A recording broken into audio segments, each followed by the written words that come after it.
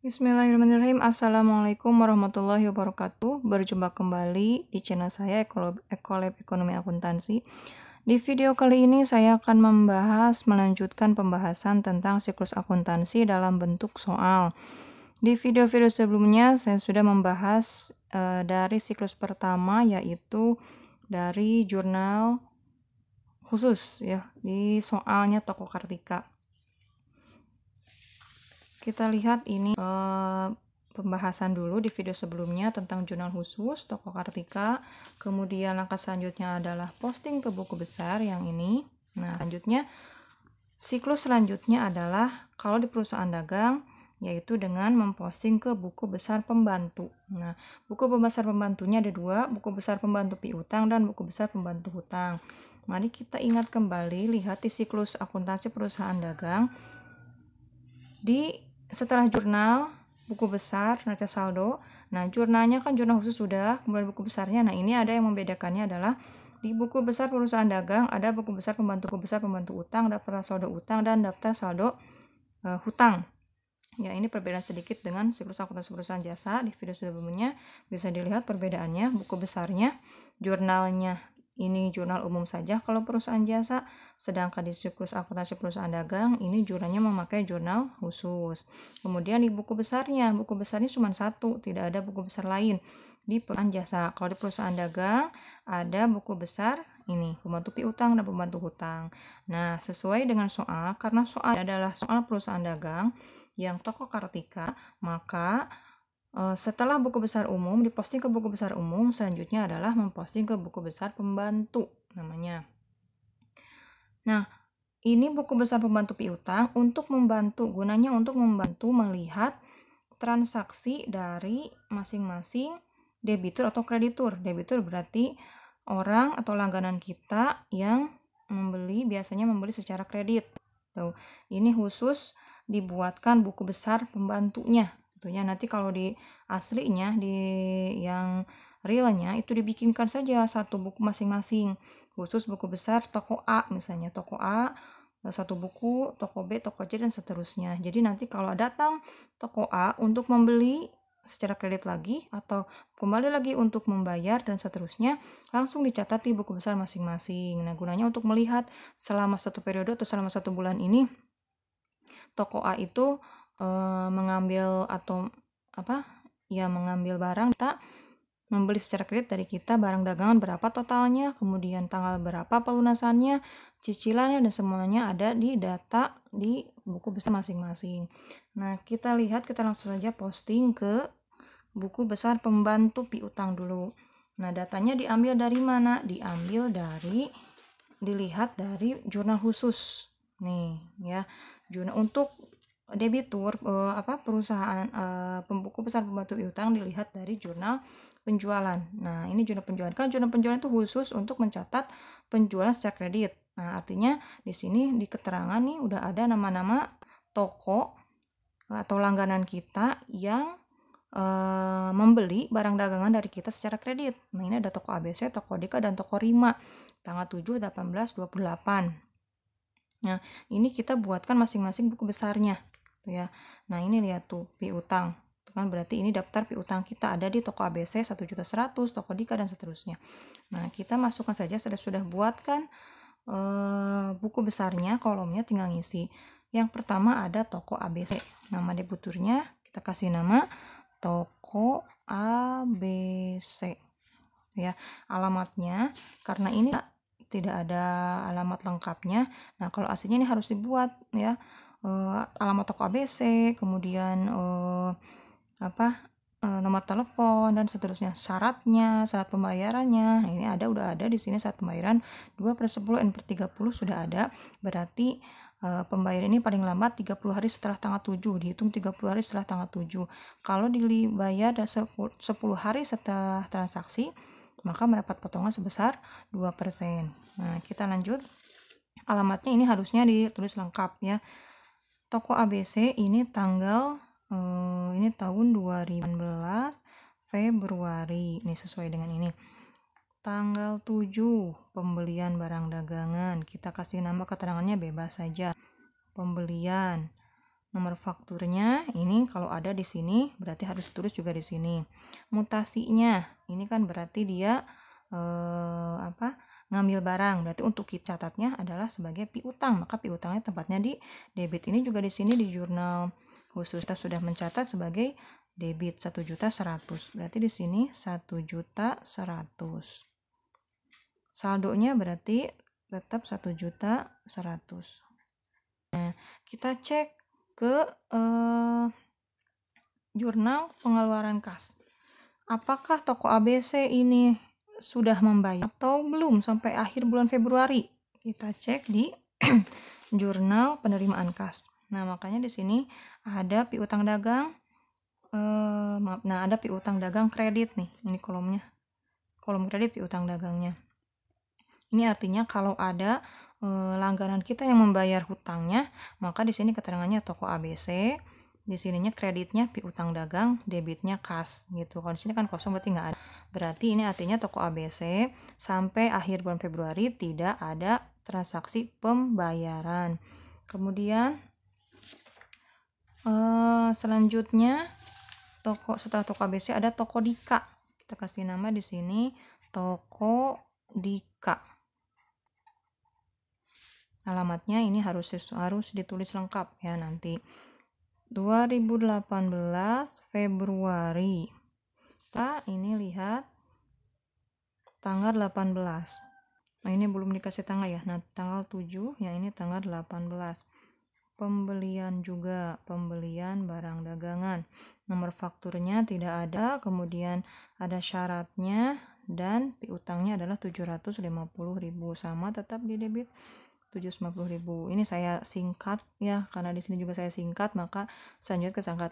Jadi dalam ribuan rupiah, jadi 750 kasih titik itu artinya 750.000. Maka saldonya itu 150.000. Tapi sebenarnya kalau space-nya masih banyak, ini sebenarnya harusnya ditulis lengkap ya. Ini biasanya dikasih tanda seperti ini atau disingkat seperti ini kalau untuk nominal yang miliaran yang memerlukan space banyak gitu. Kalau cuma 750.000 ini harusnya cukup gitu ya. 10 juta atau 100 juta sebenarnya cukup. Tapi ini udah terlanjur karena di contohnya ini sudah disingkat-singkat seperti ini, udah dalam ribuan rupiah, ya udah kita samakan saja. Toko Dika. Kemudian kita cek di jurnal penerimaan kas, ini juga tidak ada. Pokoknya dari 1 bulan Februari ini tidak ada menerima piutang, artinya tidak ada yang bayar para pelanggan kita yang mengambil barang dari kita secara kredit. Kemudian toko Rima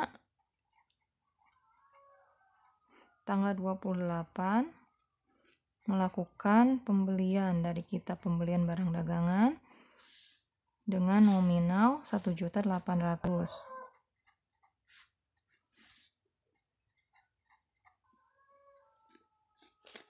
Nah, tidak ada penerimaan kas atau penerimaan piutang dari penerimaan kas dari piutang. Sudah beres. Sekarang tinggal buku besar hutang.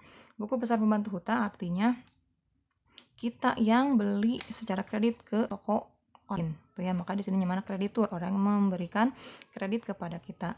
Ini datanya dilihat dari mana? Dari jurnal pembelian.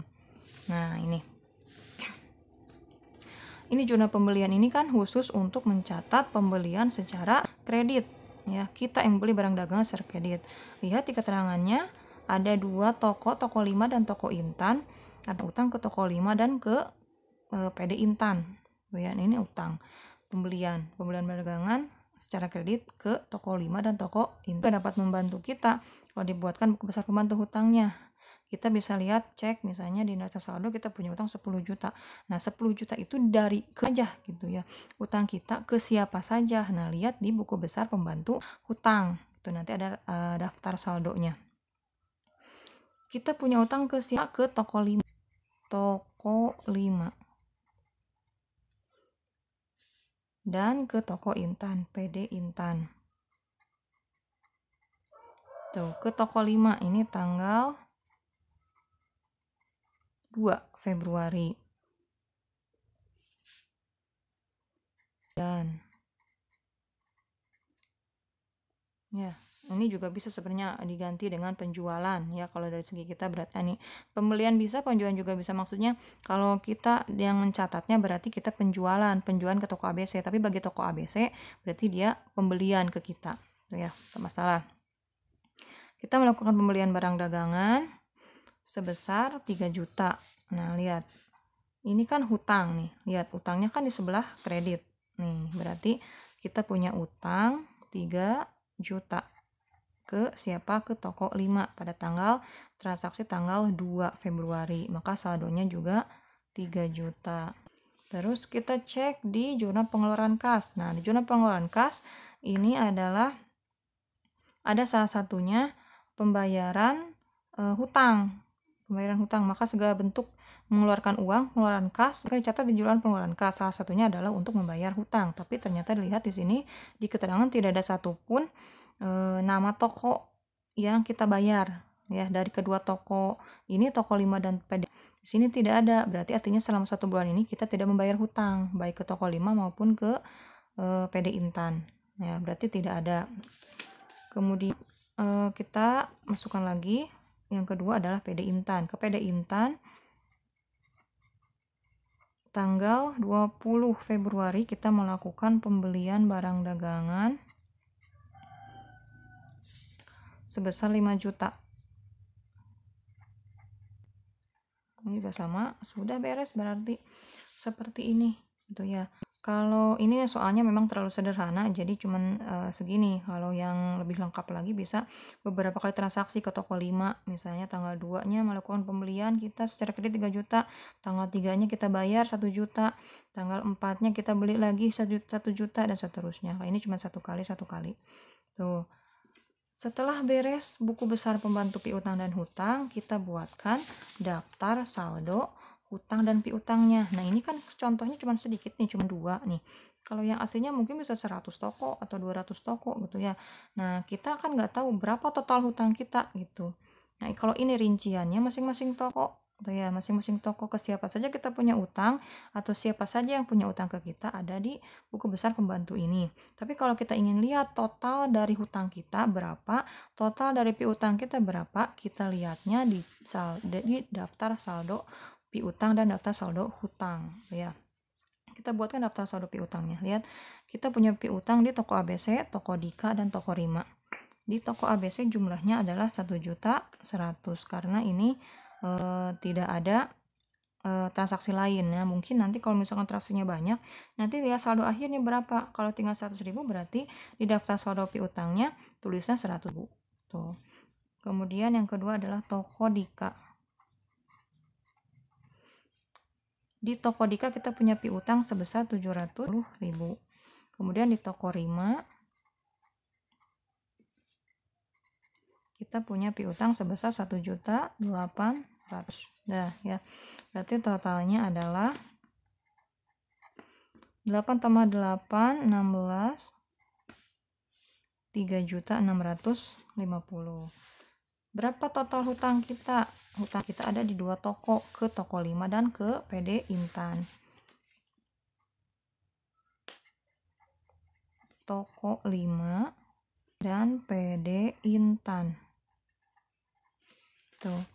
Toko 5 kita punya utang sebesar 3 juta, ke PD Intan kita punya utang sebesar 5 juta, maka total hutang kita 8 juta rupiah. Dah, tuh ya. Beres, berarti nanti setelah transaksi posting buku besar pembantu ini, langkah selanjutnya adalah membuat neraca saldo. Saya juga sudah buatkan ini kolomnya, tinggal ngisi saja. Untuk mengingatkan saya, siklus akuntansi itu jurnal sudah, posting buku besar sudah, ini yang barusan kita buat. Kemudian selanjutnya adalah neraca saldo, menyusun neraca saldo. Nah, untuk menyusun neraca saldo kita lihat dari buku besar umum ya, bukan dari buku besar pembantu. Nah, di video sebelumnya khusus ada yang membahas, saya sudah membahas tentang bagaimana posting ke buku besar, masih soal toko Kartika. Nah, ini yang dulu sudah saya buat videonya, cara posting buku besar toko Kartika. Nah, sekarang untuk menyusun neraca saldo, datanya dilihat dari sini gitu ya. Kita langsung saja bikin. Yang pertama biasa harus urutannya itu adalah harta, utang, modal, pendapatan, beban, gitu ya. Maka yang pertama adalah kas dengan nomor perkiraan 111, gitu ya. Di buku besar kas saldonya adalah 27 juta. Di sini tulis 27 juta dalam ribuan rupiah.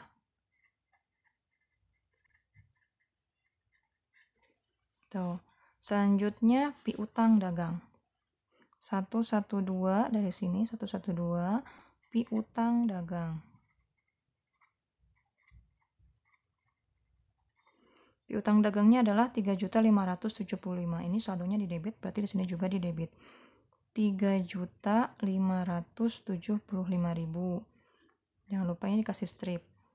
Selanjutnya ada perlengkapan 113.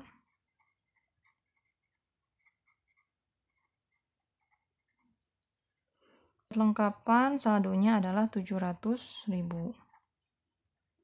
Selanjutnya 1 peralatan. Totalnya adalah 1 juta. Nih. Kemudian selanjutnya adalah dagang. 211 utang dagang. Utang dagang saldonya 8 juta. Lihat ini saldonya kan kredit, berarti di sini juga harus ditulis di sebelah 8 juta. Selanjutnya modal. Modal sudah ke 311. Modal. Saldo kredit 30 juta. Berarti di sini juga ditulis di kredit sebesar 30 juta. Selanjutnya ada penjualan 11.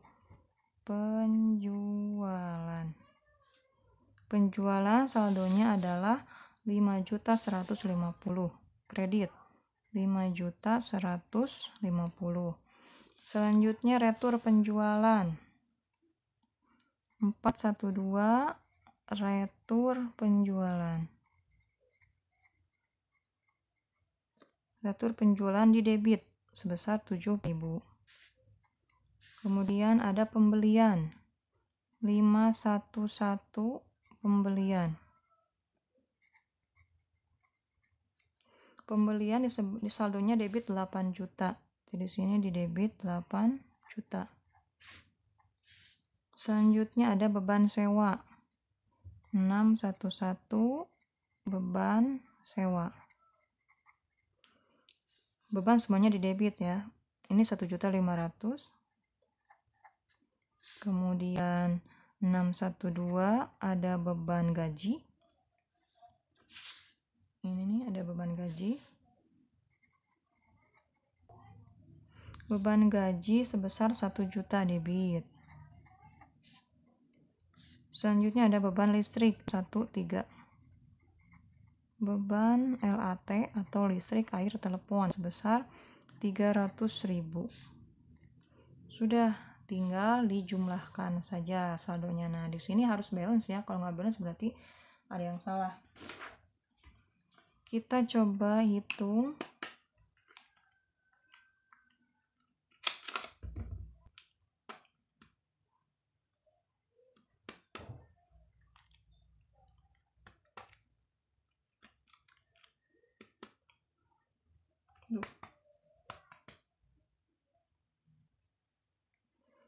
Jumlah kredit 8 juta ditambah 30 juta ditambah 5 150. 43 juta 150. 43 juta 150.000. Untuk debit 27 juta ditambah 3 juta 575 ditambah 1.700.000 ditambah 75.000 ditambah 8 juta ditambah 2.500.000 ditambah 300. 43.150. 43.150. Sudah balance ya, berarti aman. Nah, setelah ini nanti saya akan buatkan siklus selanjutnya, siklus akuntansi selanjutnya yaitu adalah membuat AJP jurnal penyesuaian. Terima kasih sudah menonton. Jangan lupa subscribe, like, dan komen. Assalamualaikum warahmatullahi wabarakatuh.